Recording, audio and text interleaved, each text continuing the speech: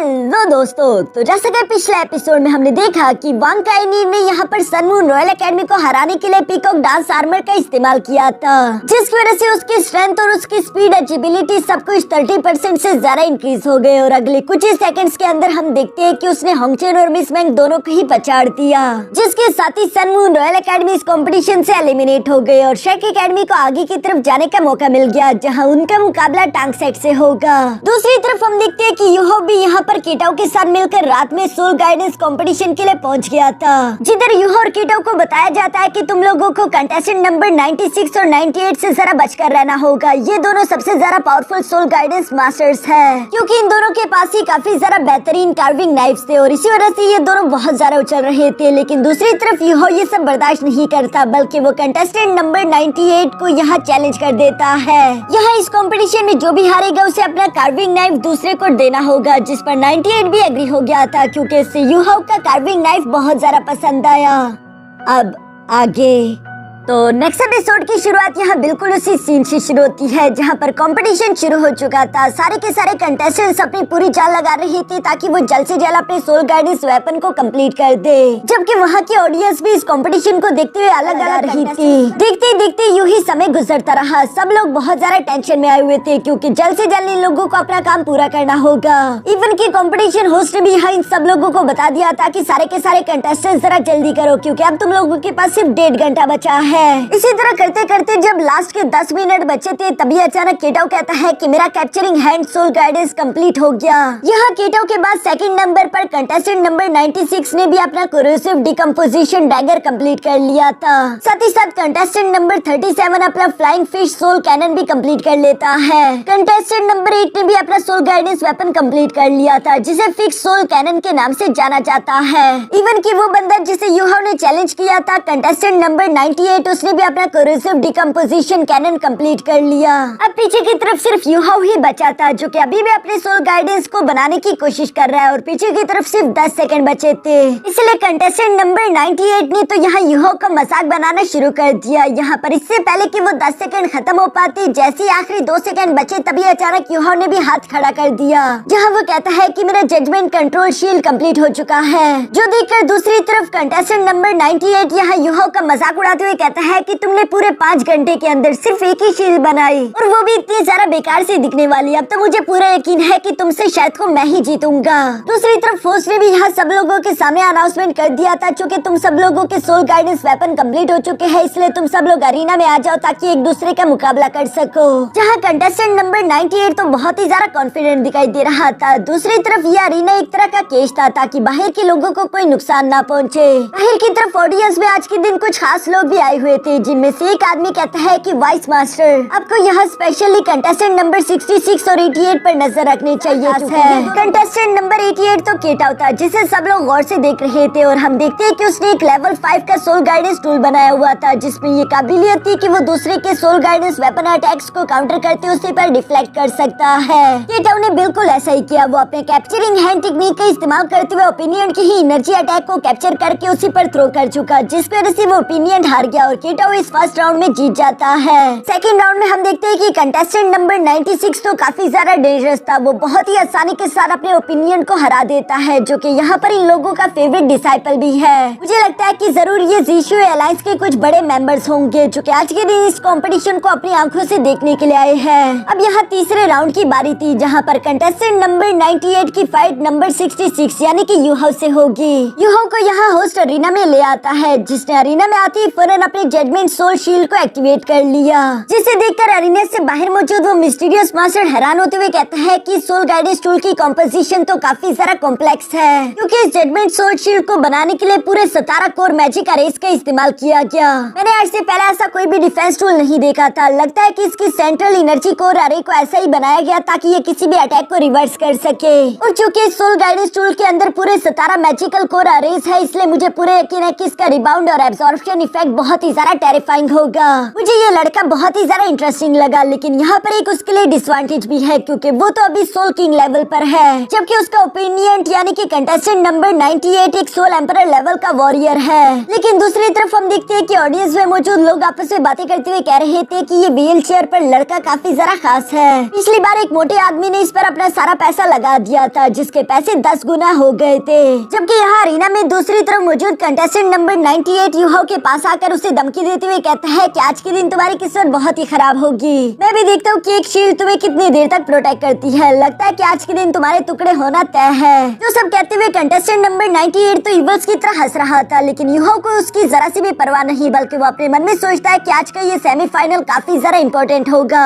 क्योंकि मुझे पूरा यकीन है कि होली स्पिरिट चर्च और जीशू अलायंस दोनों ने ही किसी न किसी को इस कंपटीशन को मॉनिटर करने के लिए यहाँ पर भेजा होगा। जो सब कहते हुए यहाँ हमें होली स्पिरिट है, जिसके हाथों पर नाखून की जगह लंबे लंबे ब्लेड्स लगे हुए थे, और यकीनन ये केवल सोल मास्टर है। यूहो यहाँ पर इन दोनों की अटेंशन खुद की तरफ खींचना चाहता था, जिसके लिए उसने प्लानिंग की हुई थी, और वो अपने मन में कहता है कि चलो अब मुझे अपना प्लान शुरू कर देना चाहिए। यूहो की ये कहती है अचानक से वहाँ का मौसम चेंज होना शुरू हो गया। सब लोग हैरान होते हुए यूहो को ही देख रहे थे, जबकि दूसरी तरफ केटाओ अपने मन में कहता है कि यूहो आखिर तुम क्या करने की सोच रहे हो। अभी अचानक हम देखते हैं कि यूहो ने यहाँ पर अपनी गॉड इलेक्ट्रोलक्स की नेक्रोमेंसी की पावर का इस्तेमाल करना शुरू कर दिया, जिसका ऑरा किसी इवल सोल मास्टर की तरह दिखता है। जो देखकर तो होली स्पिरिट चर्च की वो लेडी भी हैरान होते हुए कहती है कि क्या ये आदमी एक इवल सोल मास्टर है, जबकि कंटेस्टेंट नंबर 98 तो अभी भी यूहो से कह रहा था कि इतना ज्यादा झटपटाने की कोई जरूरत नहीं, क्योंकि वैसे भी तुम मरने वाले हो। लेकिन बाकी के सब लोग यहाँ यूहो की सोल पावर देखकर काफी जरा हैरान थे, और वो लोग आपस में यही सोच रहे थे कि हमने बिल्कुल नहीं सोचा था कि ये आदमी एक इवल सोल मास्टर होगा। यूहो भी इस वक्त गॉड इलेक्ट्रोलक्स की पावर्स का इस्तेमाल करते हुए काफी जरा कूल दिखाई दे रहा था, जबकि दूसरी तरफ वो मिस्टीरियस मास्टर भी यूहो की एनर्जी को महसूस करते हुए कहता है कि ये बहुत ही जरा प्योर, टेरिफाइंग और पावरफुल डार्क एनर्जी है। लेकिन आखिर ये लड़का है कौन? हमने इसके बारे में पहले कभी कुछ सुना क्यों नहीं? दूसरी तरफ हम यूहो की आंखों में ये बात साफ साफ देख पा रहे थे कि आज के दिन वो जानबूझकर इन लोगों के सामने अपनी पावर को शो ऑफ करने वाला है, जिस बात से अनजान कंटेस्टेंट नंबर 98 ने तो फौरन से अपने कोरोसिव डिकम्पोजिशन कैनन को बाहर निकाल लिया, और वो यूहो की तरफ एम करते हुए कहता है कि फिक्र मत करो, मैं जल्दी तुम्हारी हड्डियों में से गोश्त को अलग करने वाला हूँ। जो कहती है उसने यूहो पर अपने कैनन से मल्टीपल एनर्जी अटैक्स चलना शुरू कर दिए। दूसरी तरफ यूहो का जजमेंट सोल शील्ड उसे प्रोटेक्ट कर रहा था, जबकि साथ ही साथ अंदर की तरफ मौजूद यूहो यहाँ पर गॉड इलेक्ट्रोलक्स की ट्राइंट का इस्तेमाल करते हुए अचानक से अपनी पावर से अनलीश करते हुए उसे पीछे की तरफ धकेल देता है, जिस पावर से हिट होकर तो अब यहाँ कंटेस्टेंट नंबर 98 को भी थोड़ा बहुत अंदाजा हो गया था कि यहाँ पर क्या होगा। उसके चेहरे पर खौफ साफ साफ दिखाई दे रहा था। दूसरी तरफ यूहो भी यहाँ पर काफी कूल तरीके से फौरन अपने ब्लड कर्स को एक्टिवेट कर लेता है, जहाँ पर हम देखते हैं कि उस ब्लड ने तेजी के साथ आगे की तरफ जाते हुए यहाँ कंटेस्टेंट नंबर 98 को जगड़ लिया, जो देखकर तो सब लोग ही काफी सारा घबरा गए थे। और वो मिस्टीरियस मास्टर कहता है कि ये लड़का तो मानना पड़ेगा, सोल किंग लेवल पर होने के बावजूद भी इसने हायर लेवल के लड़के को इतनी आसानी के साथ रिस्ट्रिक्ट कर दिया ताकि वो कोई भी मूवमेंट ना कर सके। नंबर 98 को यहाँ बहुत ही ज्यादा बेइज्जती फील हो रही थी। वो अपने मन में कहता है कि एक अपाहिज इंसान मुझे मेरी 6 मार्शल सोल स्किल को इस्तेमाल करने पर मजबूर कर देगा, ये मैंने बिल्कुल नहीं सोचा था। जो कहती है कंटेस्टेंट नंबर 98 अचानक से अपनी 6 मार्शल सोल की पावर को एक्टिवेट करते हुए खुद को आजाद करवा लेता है। इस टेक्निक का नाम था फैंटम डीमन क्ला, जिसका इस्तेमाल करते हुए यूहो पर हमला करने की कोशिश कर रहा था। साथ ही साथ वो गुस्सा होते हुए कहता है कि अब तुम मेरा कहर झेलने के लिए तैयार हो जाओ। लेकिन इससे पहले कि वो यूहो को यहाँ पकड़ पाता, तभी अचानक यूहो ने पहली दफा गॉड इलेक्ट्रोलक्स की पावर का इस्तेमाल करते हुए स्पाइरल गेट को ओपन कर दिया, जो गेट किसी पोर्टल की तरह दिख रहा था। और इसके ऊपर होती है अचानक अंदर से एक तलवार तेजी के साथ बाहर की तरफ आते हुए इस फैंटम डीमन क्ला अटैक को कैंसिल आउट कर देती है, जिसकी वजह से कंटेस्टेंट नंबर 98 के हाथों में तो काफी ज्यादा दर्द हुआ। और हमें देखने को मिलता है कि ये तलवार तो एक शैडो वॉरियर की थी, और यूहो ने यहाँ पर जिस टेक्निक का इस्तेमाल किया है उससे वो गेट ऑफ डेथ का नाम देता है, क्योंकि ये दोनों वॉरियर जो कि इस गेट ऑफ डेथ से निकलकर बाहर आई है, ये दोनों ही अनडेड वॉरियर है। असल में गॉड इलेक्ट्रोलक्स ने अपने अनडेड की एक बहुत बड़ी आर्मी बनाई हुई थी, जिससे उसने अपने स्पाइरल डेमी प्लेन के अंदर कैद करके रखा हुआ था। और यूहो पहली दफा उस आर्मी के अंदर से 2 सोल्जर्स को यहाँ समन करने में कामयाब हो पाया, जो कि काफी ज्यादा डेंजरस दिख रहे थे। वो दोनों ही अनडेड शैडो वॉरियर्स तेजी के साथ आगे की तरफ बढ़ते हुए कंटेस्टेंट नंबर 98 पर हमला करना शुरू कर देते हैं। ऊपर से मिस्टीरियस मास्टर भी ये देखकर हैरान होते हुए अपने मन में कह रहा था, इस कंटेस्टेंट नंबर 66 के पास तो इवल सोल मास्टर की एबिलिटीज कमाल की है, इसने तो मेरी इमेजिनेशन से भी ज्यादा अच्छा परफॉर्म किया। जबकि दूसरी तरफ नीचे अरीना में हम देखते हैं कि यूहो के शैडो वॉरियर्स ने सबसे पहले तो कंटेस्टेंट नंबर 98 का सोल गाइडेंस टूल तोड़ दिया, साथ ही साथ वो इसे हिट करते हुए इंजर्ड भी कर देते हैं। उसके मुंह से खून निकल रहा था, जो देखकर यूहा अपने शैडो वॉरियर्स को गायब करते हुए धीरे से आगे आकर उस कंटेस्टेंट नंबर 98 से सवाल करते हुए पूछता है कि क्या तुम अब भी लड़ना चाहते हो, जिस पर वो इंजर्ड वॉरियर जवाब देते हुए कहता है कि नहीं, मैं हार मानता हूँ। और ये कहते हुए वो धीरे धीरे अपने टूटे हुए सोल गार्डियंस टूल की तरफ बढ़ने लगा। यूहा को भी लग रहा था कि शायद उसने हार मान ली होगी, लेकिन ये कुत्ते की दुम था जो कि कभी सीधा नहीं होने वाला, क्योंकि हम देखते हैं कि वो फौरन अपने टूटे हुए सोल गार्डियंस टूल में से एक डैगर को उठाकर तीसी के सारागी की तरफ बढ़ते हुए यूहा पर हमला करने की कोशिश करता है। लेकिन यूहा के जजमेंट सोल शील्ड ने उसके अटैक को ब्लॉक करने के साथ साथ उसके डैगर को भी कैप्चर कर लिया, जो देखकर दूसरी तरफ यूहा दोबारा से अपने मास्क को पहनते हुए कहता है कि तुमने बहुत बड़ी गलती कर दी, क्योंकि यूहा अब उसी के डैगर को उस पर थ्रो करते हुए उसकी जान लेने के लिए तैयार था। हम देखते हैं कि यूहा ने बिल्कुल ऐसा ही किया। वो अपने जजमेंट सोल शील्ड का इस्तेमाल करते हुए उस डैगर को तीसी के साथ रिपेल करते हुए उसी कंटेस्टेंट नंबर 98 पर थ्रो कर देता है, जो देखकर तो कंटेस्टेंट नंबर 98 की हवा टाइट हो गई थी। पर तभी अचानक उसका मास्टर फौरन से अरीना में चढ़ते हुए कहता है कि बस बहुत हुआ, और साथ ही साथ वो कहते हैं कि इसकी तरफ से मैं तुम्हारे सामने सरेंडर करता हूँ, जो सुनकर यूहा हैरान होते हुए कहता है कि और तुम हो कौन, जिस पर हमें देखने को मिलता है कि ये तो वही मिस्टीरियस मास्टर है। और वो जवाब देते हुए कह रहा था कि मैं इस लड़के का मास्टर हूँ। ये कहते हुए वो मिस्टीरियस मास्टर अपने डिसाइपल से डार्क अज़ूर ड्रैगन ब्लेड को लेकर यहाँ यूहा की तरफ ले गया, और वो कहता है कि लो, इस ब्लेड को रखो और मेरी डिसाइपल की जान को बख्श दो। यूहा ने भी उस कार्विंग डैगर को एक्सेप्ट कर लिया था। इसके बाद यहाँ सब लोगों के सामने उस मिस्टीरियस मास्टर का इंट्रोडक्शन करवाया जाता है कि इनका नाम है मास्टर नैनगोंग वान, जो कि ट्विन लाइट अलायंस के लीडर है, और उन्होंने सबके सामने यहाँ यूहा को इस राउंड में विनर डिक्लेयर कर दिया था। और वो वहाँ पर मौजूद सब लोगों को बताते हैं कि यहाँ सेमीफाइनल राउंड पूरी तरीके से खत्म हो चुका है। कंटेस्टेंट नंबर 66 जिसका नाम टांगवू यानी कि यूहाओ, कंटेस्टेंट नंबर 88 जिसका नाम टांगसी यानी कि केटा, और कंटेस्टेंट नंबर 96 वांग जेंग, ये तीनों ही हमारे ट्विन लाइट अलायंस के सबसे ज्यादा पावरफुल सोल गाइडेंस मास्टर बने, जो कि हमारे ट्विन लाइट अलायंस को बाकी के दो अलायंस के सामने रिप्रेजेंट करने के लिए फाइनल लड़ने जाएंगे। जो सारी बातें सुनकर वहाँ पर मौजूद सारी की सारी ऑडियंस तो फाइनल के लिए बहुत ही ज्यादा एक्साइटेड दिखाई दे रही थी। साथ ही साथ हम देखते हैं कि मास्टर नैनगोंग यहाँ यूहा से सवाल करते हुए पूछता है कि आज से पहले मैंने इतना ज्यादा क्लोज रही डिफेंसिव शील्ड कभी नहीं देखा, क्या तुम इसके बारे में मुझसे डिस्कशन करना चाहोगे? जो सुनकर यूहा उसे जवाब देते हुए कहता है कि फाइनल के बाद मुझसे ये डिस्कशन कर लेना। और ये कहने के बाद वो केटाओ के साथ वहाँ से रवाना हो गया,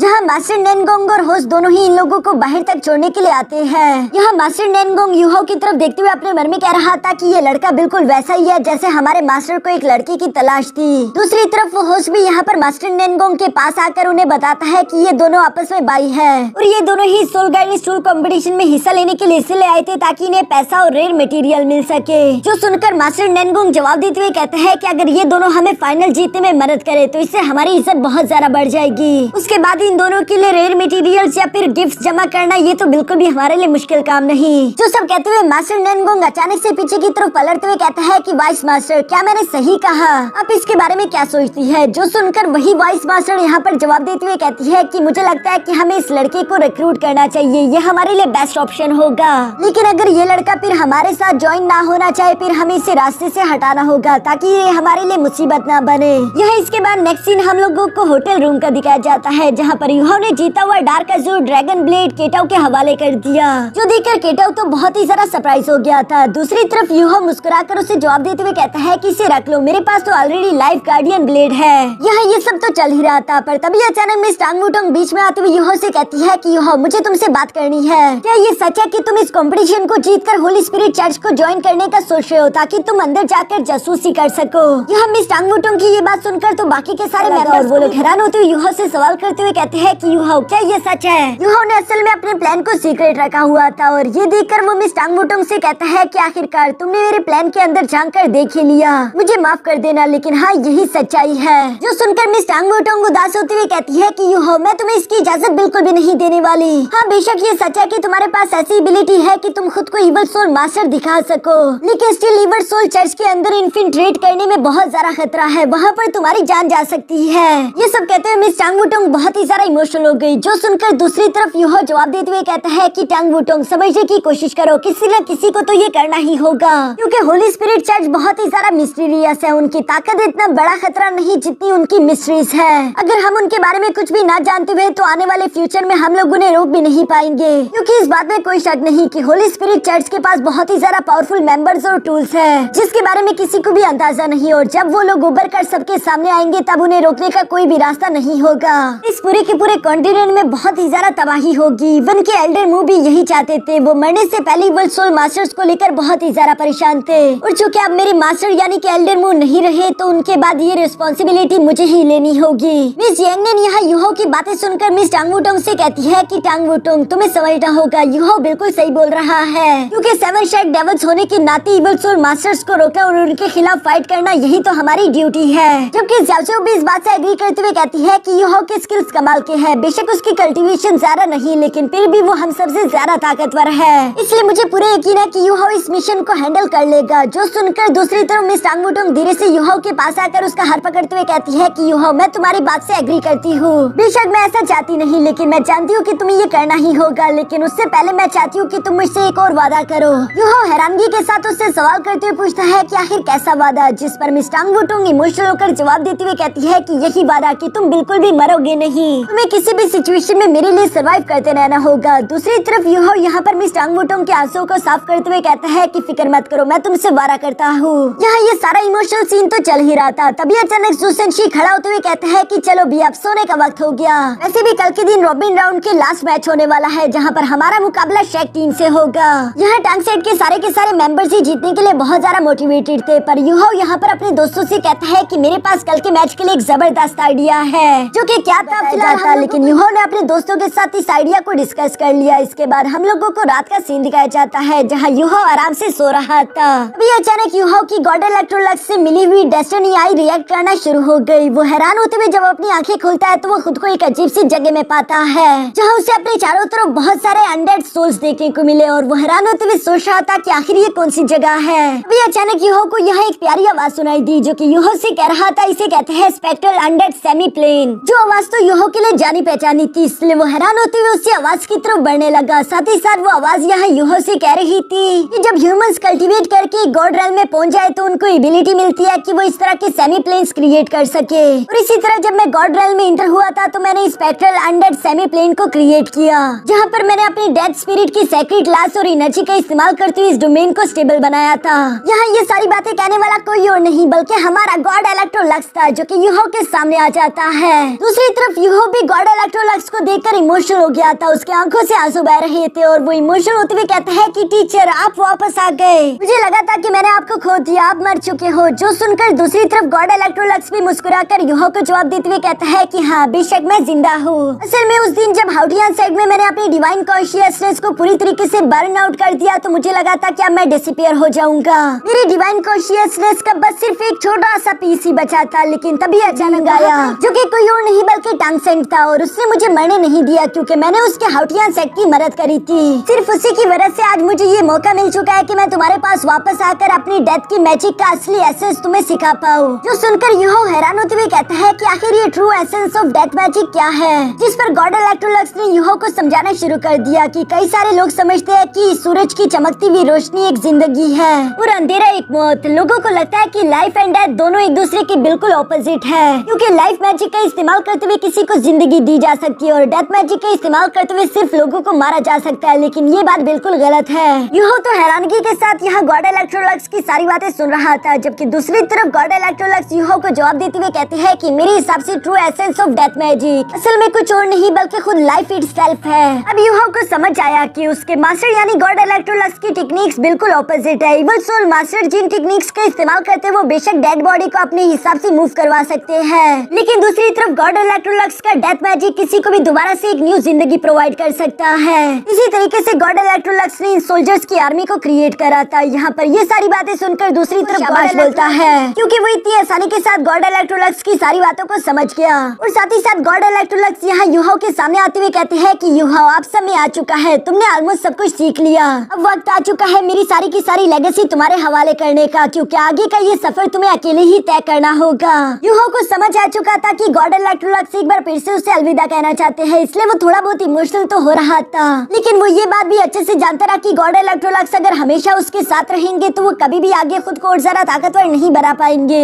इसलिए कभी न कभी तो उसे अपनी टीचर से जुदा होना ही होगा। दूसरी तरफ हम देखते हैं कि गॉड इलेक्ट्रोलक्स अपना थ्रेशोल्ड यहाँ यूहो के हवाले कर रहे थे और वो यूहो से कहते हैं कि प्लीज यूहो मेरी इस डेथ मैजिक की इनहेरिटेंस को एक्सेप्ट कर लो, जो कि यूहो ने खुशी खुशी एक्सेप्ट कर लिया था। इसकी मदद से अब यूहो जितने मर्जी उतने शैडो वॉरियर्स क्रिएट कर पाएगा, जबकि साथ ही साथ गॉड इलेक्ट्रोलक्स कहता है कि ये स्पेक्ट्रल अनडेड सेमी प्लेन तुम्हारी टीचर की तरफ से तुम्हारे लिए आखिरी तोहफा है। यानी कि गॉड इलेक्ट्रोलक्स की सारी स्पेक्ट्रल अनडेड की आर्मी भी अब से यूहो की हुई। ये सारी चीजें पाकर तो यूहो काफी सारा इमोशनल हो गया था और वो फौरन से गॉड इलेक्ट्रोलक्स के गले लग गया। जहाँ गॉड इलेक्ट्रोलक्स भी यूहो के सर पर हाथ रखते हुए कहते हैं कि बेशक डेथ को अपनी बॉडी में रखना, लेकिन अपने दिल को कभी भी डेथ के हवाले मत करना, बल्कि तुम्हारे दिल में हमेशा रोशनी होनी चाहिए। जिसका सिंपल मतलब यही है कि यूहो कभी भी खुद को अंधेरे के हवाले मत करना। और ये कहने के बाद गॉड इलेक्ट्रोलक्स यूहो को अलविदा करते हुए वहाँ से चला गया। जो देखकर यूहो भी इमोशनल होते उनके पीछे भागने की कोशिश करता है, पर अचानक से उसकी आंख खुल गई थी। जबकि गॉड इलेक्ट्रोलक्स भी अपनी आगे की जर्नी पर जा चुका था। यूहो उन्हें याद करते हुए कहता है कि मास्टर, आपसे मैं आपकी डेथ मैजिक को आगे लेकर जाऊंगा और उसे और ज्यादा डेवलप करूंगा। आपकी ये नेक्रोमेंसर लेगेसी कभी भी खत्म नहीं होगी। और इसी के साथ हमारा ये एपिसोड यहीं पर खत्म हो जाता है। दोस्तों, जाने से पहले मैं आप लोगों को एक गुड न्यूज बता देना चाहता हूँ कि टेंसेंट कंपनी ने गॉड इलेक्ट्रोलक्स पर एक स्पेशली मूवी बनाने का फैसला किया है, जो कि जैसी रिलीज होगी मैं वो आप लोगों के लिए एक्सप्लेन करके बता दूंगा। लेकिन फिलहाल उसकी रिलीज डेट के बारे में कोई भी अपडेट नहीं मिला।